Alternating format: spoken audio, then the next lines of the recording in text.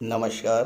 ज्योतिष शास्त्र में श्रद्धा और विश्वास रखने वाले सभी जातकों का पारलौकिक जगत चैनल में बहुत बहुत स्वागत है।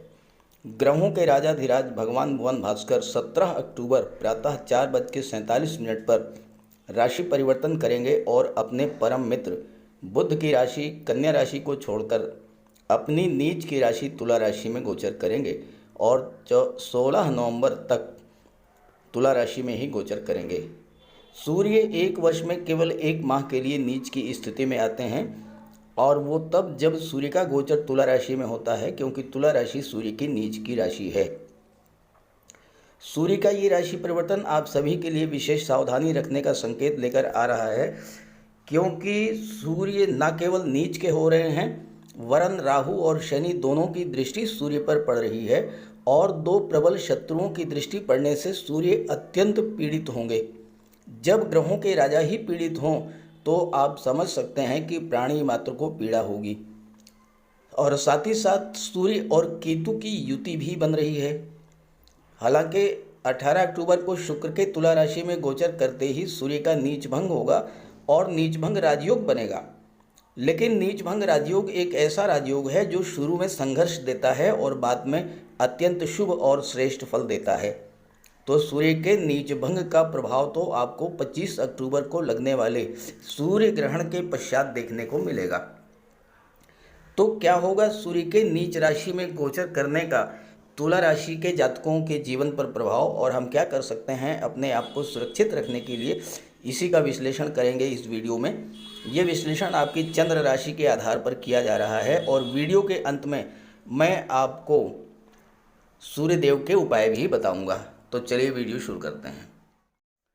वीडियो के शुरू में ही मैं आपको एक सरल सा उपाय बता देता हूं, जिसे आप 17 अक्टूबर से 16 नवंबर तक नियमित रूप से कीजिए। प्रातः सूर्योदय से 1 घंटे के भीतर सूर्य देव को अर्घ्य दीजिए। तांबे के लोटे में जल, लाल पुष्प, रोली, अक्षत, लाल चंदन और थोड़ा सा गंगा जल लेकर सूर्यदेव को अर्घ्य दीजिए। अर्घ्य 3 बार में दीजिए और ध्यान रखें कि जल आपके पैरों पर ना पड़े। इसके लिए कोई आप टब रख लीजिए या कोई गमला रख लीजिए और जल गमले में ही गिरे। इसके पश्चात उसी लोटे में जल भर करके अपने पास रख लीजिए। सूर्यदेव के सामने मुंह करके बैठ जाइए और गायत्री मंत्र का सस्वर बोल कर जाप कीजिए। 21 बार, 51 बार या 108 बार, जितना आप कर सकें। इसके बाद लोटे में रखा हुआ जल पीकर अपने डेली रूटीन के कार्य शुरू कीजिए। आदित्य हृदय स्तोत्र का भी आप पाठ करें तो और भी उत्तम होगा। छात्रों को ये उपाय अवश्य करना चाहिए, क्योंकि सूर्य सरकारी नौकरी, शासन प्रशासन के कारक हैं और अगर आप भी इस उपाय को करते हैं तो आप सफलता की ओर बढ़ेंगे।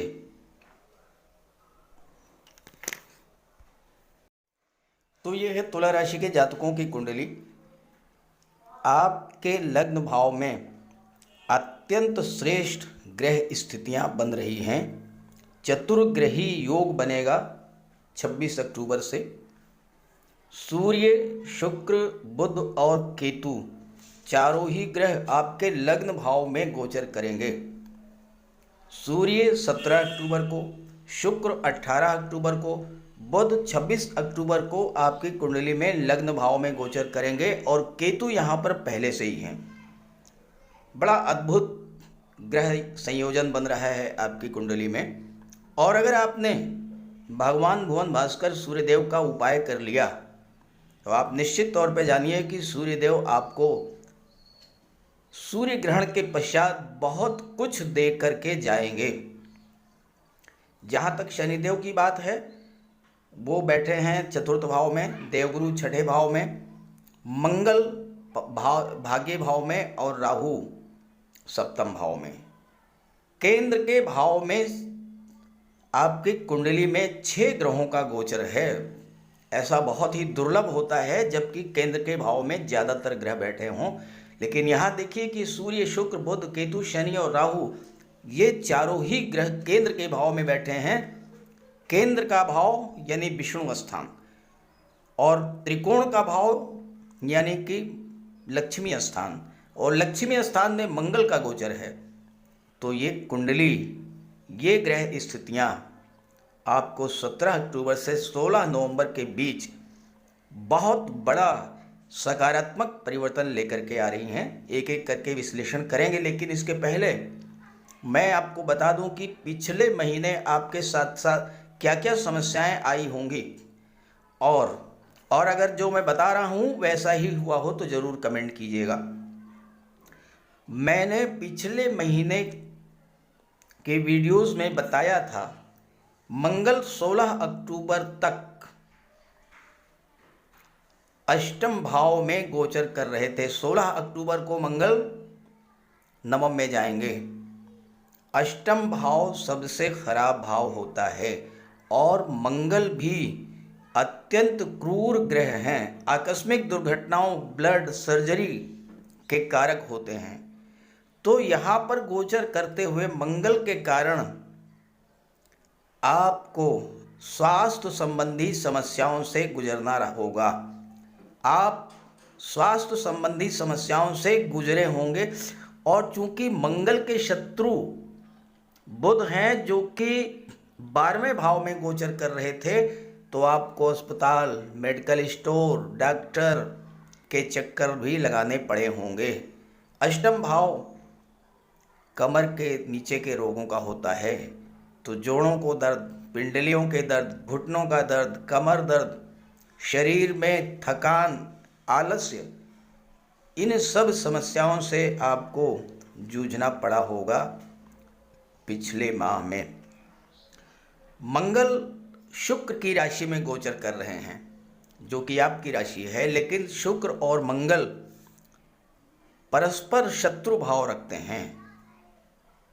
तो मंगल की शुक्र से शत्रुता होने के कारण जब मंगल अष्टम में थे, मंगल की दृष्टि पड़ी लाभ के भाव पर, तो आपके सामने आर्थिक समस्याएं भी आई होंगी। फाइनेंशियल क्राइसिस की स्थिति से गुजरे होंगे। धन आगम के मार्ग अवरुद्ध हो गए होंगे। आपने कोई काम किया था गवर्नमेंट सेक्टर में, कोई टेंडर लिया था, आपने काम भी पूरा कर लिया, लेकिन पैसा आपका फंस गया होगा। विदेश से पैसा आपका आता है, वो पैसा आपको नहीं मिला होगा। विदेशी व्यापार में बाधा आई होगी। विदेश से कोई डील होनी थी, या आप उच्च शिक्षा के लिए विदेश जाने की प्लानिंग कर रहे थे, उसमें भी आपके सामने दिक्कत आई होगी।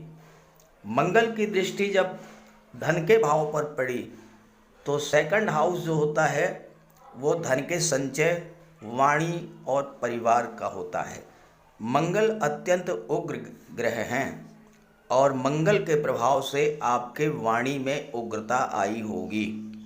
क्रोध आपको बहुत अधिक आया होगा, और क्रोध के कारण परिवार में तनाव की स्थिति बनी होगी। मित्रों से संबंध खराब हुए होंगे। वाणी आपकी अत्यंत कटु हो गई होगी, और वाणी के कारण ही आपको तमाम समस्याएं झेलनी पड़ी होंगी। और चूंकि मंगल की दृष्टि पड़ी, अष्टम दृष्टि कुंडली के पराक्रम भाव पर, मंगल पराक्रम और साहस के कारक हैं, लेकिन जब मंगल खुद ही पीड़ित हैं, शत्रु की राशि में बैठे हैं, तो फिर आपको अच्छा फल कैसे दे सकते हैं। पराक्रम पुरुषार्थ में कमी आई होगी, और भाग्य भाव के स्वामी बुध हैं जो कि मंगल के शत्रु हैं, तो आपका भाग्य भी आपके साथ नहीं दिया होगा। आपके काम बनते बनते बिगड़ गए होंगे। आलस्य का प्रधानता रही होगी, काम में मन नहीं लगा होगा। कार्यस्थल पर भी स्थितियां आपके प्रतिकूल रही होंगी, और ये सब मंगल के कारण हुआ होगा। लेकिन जैसा मैंने पिछले वीडियोस में बताया है, अगर आपने मंगल का उपाय कर लिया होगा, तो मंगल ने आपको गुप्त धन की प्राप्ति भी कराई होगी। ज़मीन जायदाद प्रॉपर्टी के सौदे भी आपने किए होंगे, प्रॉपर्टी या वाहन भी आपने खरीदा होगा, क्योंकि शनि 4th हाउस में गोचर कर रहे हैं सुख के भाव में और शश राजयोग बना रहे हैं। अब ये स्थिति आपके सामने 17 सितंबर से 17 अक्टूबर तक रही। 17 अक्टूबर के बाद भी चूंकि सूर्य नीच के हो रहे हैं, 25 अक्टूबर को सूर्य का ग्रहण लगेगा, तो 25 तक भी आपको विशेष सावधानी बरतनी है। और जैसा मैंने शुरू में बताया कि आप सूर्य का विशेष उपाय करते रहें। आपके आत्मविश्वास में कमी आ सकती है, राहु की दृष्टि पड़ेगी आप पर, तो आपके मन में एक भ्रम पैदा होगा। भ्रम, किसी भी कार्य को करने के लिए भ्रम और असमंजस की स्थिति बनेगी। तो ऐसे में आप, चूँकि सूर्य पिता के कारक होते हैं, पिता और गुरु से मार्गदर्शन प्राप्त करें और सूर्य के इस गोचर काल में भूल करके भी पिता और गुरु का अपमान न करें। जो मैंने आपको बताया, अगर ऐसा आपके साथ हुआ हो तो कमेंट करके ज़रूर बताइएगा, ताकि आपके साथियों, आपके मित्रों को भी मार्गदर्शन मिल सके। अब आइए बात करते हैं कि सूर्य के इस राशि परिवर्तन का 16 नवंबर तक क्या प्रभाव पड़ेगा। देखिए, 17 अक्टूबर से 16 नवंबर के बीच आपकी कुंडली में लग्न भाव में ही कई राजयोग बन रहे हैं। देखिए, शुक्र अपनी ही राशि में गोचर कर रहे हैं और केंद्र के भाव में है, मालव्य राजयोग बना रहे हैं। बुध केंद्र के भाव में है और अपने मित्र सूर्य शुक्र के साथ हैं, और सूर्य के साथ बुधादित्य राजयोग बना रहे हैं। शुक्र और बुध का लक्ष्मी नारायण योग बन रहा है। तो इतने सारे राजयोग आपकी कुंडली के लग्न भाव में बन रहे हैं, तो प्रश्न आपका यही होगा कि फिर इसका लाभ क्यों नहीं मिलता।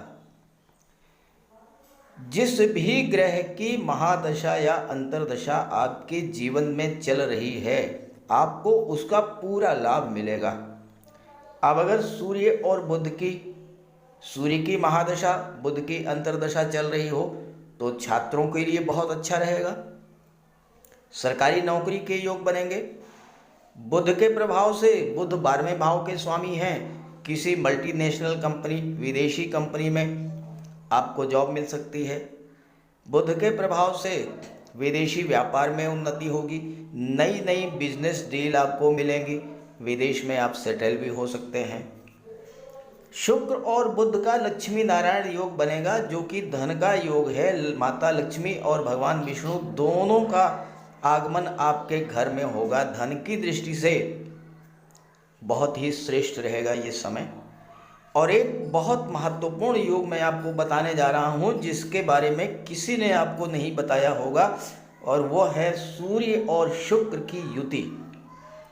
सूर्य है पिता के कारक, शुक्र है धन वैभव ऐश्वर्य समृद्धि संपन्नता के कारक। और ये सूर्य शुक्र की युति 24 सितंबर से आपके जीवन में बन रही है, आपकी कुंडली में बन रही है। इसका प्रभाव ये होगा कि आपके पिता की आर्थिक स्थिति में सुधार आएगा। सूर्य पिता के कारक हैं, तो पिता की आर्थिक स्थिति में, देखिए मैंने कई वीडियोस में आपको बताया है कि हर व्यक्ति का भाग्य जो है वो कंट्रीब्यूट करता है परिवार के मुखिया को। अगर आप परिवार के मुखिया हैं, आपके जितने भी बच्चे हैं, आपकी पत्नी है, आपके और भी जो आश्रित हैं, जो भी आपसे जुड़े हुए हैं, सबका भाग्य आपके भाग्य से जुड़ता है। ये ध्यान रखिएगा, बहुत महत्वपूर्ण बात आपको बता रहा हूँ। और यही वजह है कि संतान के भाव में, संतान की कुंडली में सूर्य और शुक्र का योग बनने से पिता को धन की प्राप्ति होगी। और आपके साथ अगर ऐसा हुआ हो, ये 24 सितंबर से लेकर 13 नवंबर तक सूर्य और शुक्र की युति बनती रहेगी। पहले बनी विदेश भाव में, अब बनी लग्न भाव में और आगे बनेगी धन के भाव में। तो अगर आपके पिता की आर्थिक स्थिति में सुधार आया हो तो ज़रूर कमेंट कीजिएगा। डेली रूटीन में जितना धन आपके पिता को प्राप्त हो रहा था उसमें वृद्धि हुई होगी। कहीं न कहीं से अचानक धन की प्राप्ति हुई होगी, क्योंकि राहु की दृष्टि शुक्र पर पड़ने से अचानक धन की प्राप्ति का योग बनता है। बुध और सूर्य छात्रों के लिए बहुत अच्छा योग बनाएंगे। शुक्र और बुध का लक्ष्मी नारायण योग व्यापारियों के लिए धन प्राप्ति के मार्ग खोलेगा। व्यापार में उन्नति होगी और दृष्टि पड़ेगी शुक्र बुध की सप्तम भाव पर।